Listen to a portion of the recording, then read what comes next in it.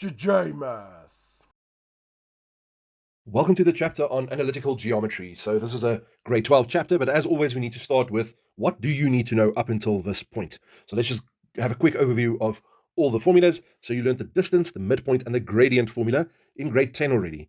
So in grade 11, they just built on it, and you still use it in grade 12. Then you learned about parallel lines. So if I look at those two purple lines, they are parallel, meaning they will never cross each other, and it doesn't matter how far I extend it, they will always be the same distance from each other. So what you need to know in an analytical question, if they say anything about parallel lines, the gradients will be exactly the same. Then you need to know about perpendicular lines. So that's the two blue lines I highlighted for you.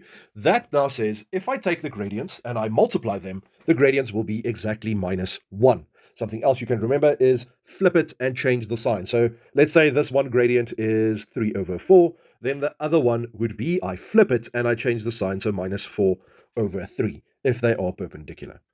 The next thing you learned was collinear dots. So dots are collinear if it's on the same line and the gradient between each one of them is exactly the same. So the gradient between AB would be exactly the same as the gradient between BC. Collinear dots. So also the gradient function. Then the new thing in grade 11 was the angle of inclination. The formula is always m is equal to tan theta. And remember, it always measures the angle to the right of the line. There where you see that blue little 26.57. So it's with the x-axis until it touches the line in a anti-clockwise direction. So let's look at a few questions that you had in grade 11. Some of them are easy, some of them are a bit more advanced. Question 1. In the diagram below, triangle RPQ is drawn with all the coordinates, and M is the midpoint of RQ. Let's look at the first question. Determine the gradient of line MQ. So they couldn't have asked it more straightforward. I have the two coordinates. I know the gradient formula, so I'm just going to sub in.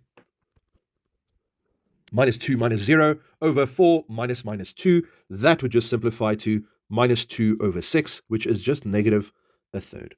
Question 2 says, determine the equation of line MP in the form y equals to mx plus c. Once again, I have the coordinates, so I just need to work out the gradient.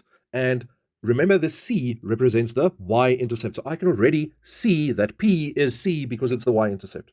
Okay, don't get confused. So only thing I'm going to do is going to work out the gradient of MP. So m of MP would just be equal to 6 minus 0 over 0 minus -2.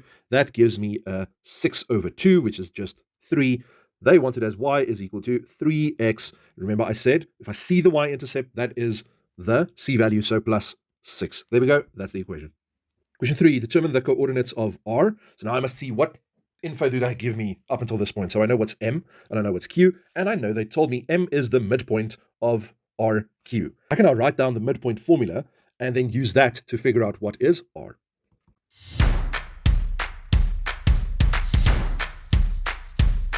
Remember, the midpoint formula is the only one where I can break it up and do the x's separately and the y's separately. So that means I can say -2 would be equal to x plus 4/2. I multiply the 2 over, so that gives me -4. -4 is equal to x, and therefore x is just equal to -8. If I look at the y's, I can say 0 is equal to y minus 2/2.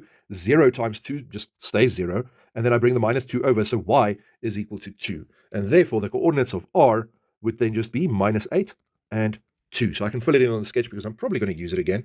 So now I know r. 4. Calculate the length of PQ in simplified surd form. I have all the coordinates and I know the distance formula, so I can just go sub it in there.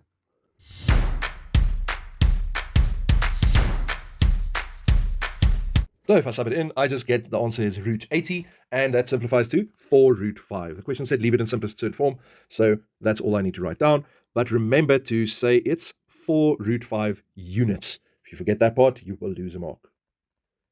Question 5. Given that RPQT is a parallelogram, determine the coordinates of T if point T is in the third quadrant. Now, this is a very common question. Comes up in almost every second analytical exam from grade 11 onwards. And there's a long way and a short way to do this. How do I know which one am I allowed to do? You check the marker location. If the marker location is just 2 marks, you're going to take the shortcut. If it's 4 marks, you need to do the same method as we did in question 3 to find the coordinates of R. Okay, this is just 2 marks, so I'm going to show you the shortcut in this video.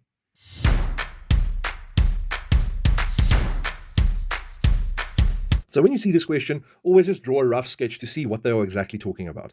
Now, the order that they give you is extremely important. So that's how I know this parallelogram goes from R to P, from P to Q, from Q to t. So that gives me a little indication of where t is on this Cartesian plane. Otherwise, I could just put it any random place, but it must be in the order that they give you.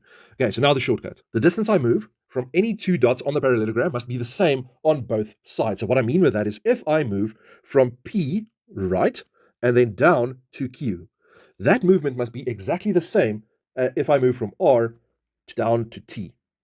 Okay, so let's figure this out. From P to Q, I moved plus 4 units because it goes to the right. Then from 6 all the way down to minus 2 was minus 8 units. So now if I transfer this to the other side, I must move exactly the same way. So minus 8 plus 4 will give me the x value, and then 2 minus 8 will give me the y value. So the final answer to this question would be minus 8 plus 4 gives me minus 4, and then 2 minus 8 gives me minus 6, and that's the coordinates of t. So just rewind a bit if this was going too fast, just check slow, and let me know if I must make a video specifically on this. I know it was lots to take in, but it is really the easier way to do this question.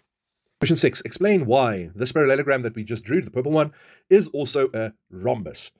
Okay, so if it is a parallelogram, then it means the diagonals bisect each other perpendicularly. Now, remember, these things are never drawn to scale. So technically, if I just extend this line, it should go to the other vertex of the parallelogram. And the sign that something is a rhombus and not just a parallelogram is that the diagonals bisect perpendicularly. Okay, so that's the reason I will write down for question 6. Why is this a rhombus? Because the diagonals bisect perpendicularly. There we go. That was question 1 out of 14 marks. Question 2. In the diagram below, lines AC and BD intersect at B, where AC is perpendicular to BD. They indicate that on the sketch, so that was very nice of them. C and D lie on the y-axis, while A lies on the x-axis. The equation of AC is given by that, while alpha is the angle of inclination for AC, and CDB is beta. Okay, that was quite a lot, but everything is indicated on the sketch. Determine the coordinates of C. Now, from the info they give me, there's no midpoints, there's no distances or gradients or whatever. So the only thing I have to go on is that AC has that equation. So I'm going to start with that and see if that helps me. Now, with any straight line, y is equal to mx plus c, the c value indicates your y-intercept. So if I rewrite this into standard form, I will hopefully be able to see what the y-intercept is. I want y alone, so I'm definitely going to move over the x and the 5p. Then I'm going to divide by p. So the gradient is 1 over p multiplied by x plus 5, and the p's cancel out. So there I have the answer to the question, what is the coordinates of C?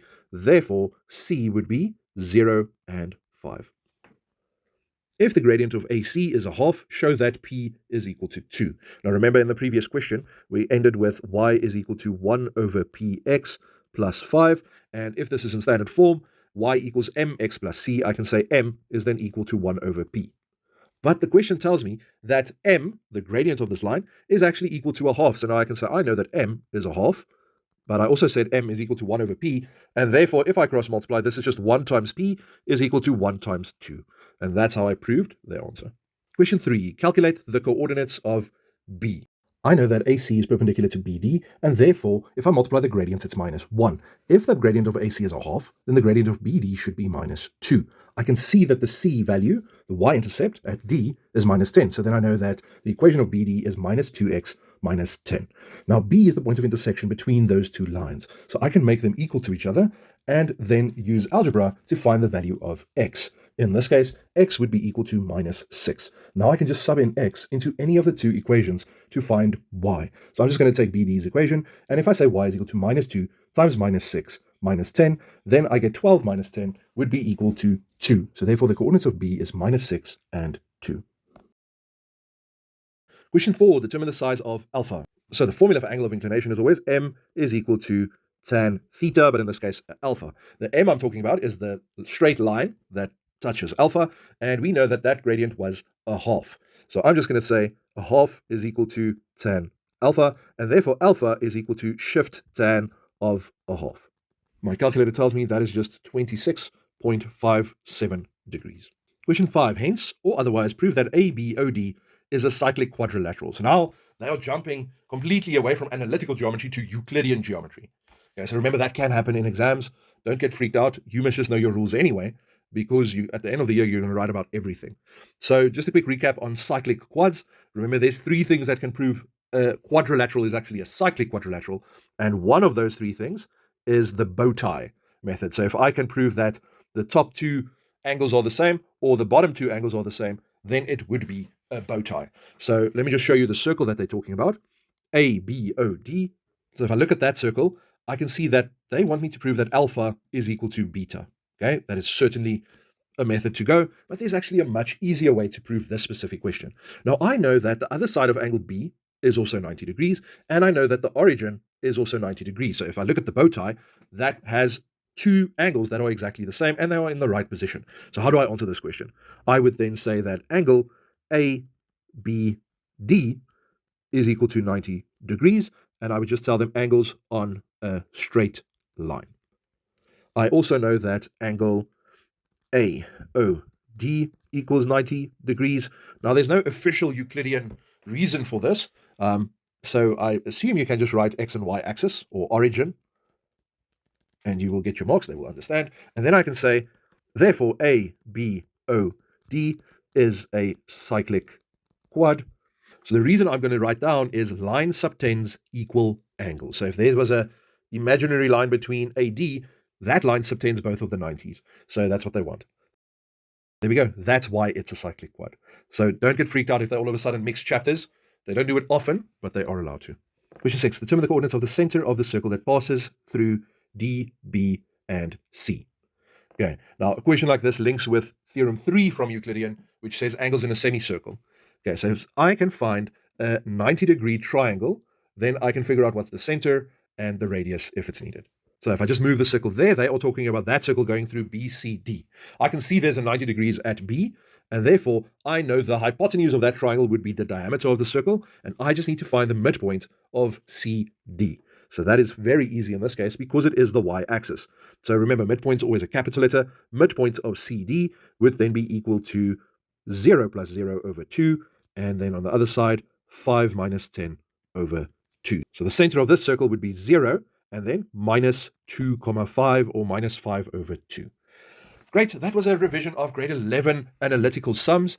We will do much more in the grade 11 playlist. So if you struggled with this, please just go back there when it's uploaded and just refine your skills. If this video helped you, please like and subscribe. JMath.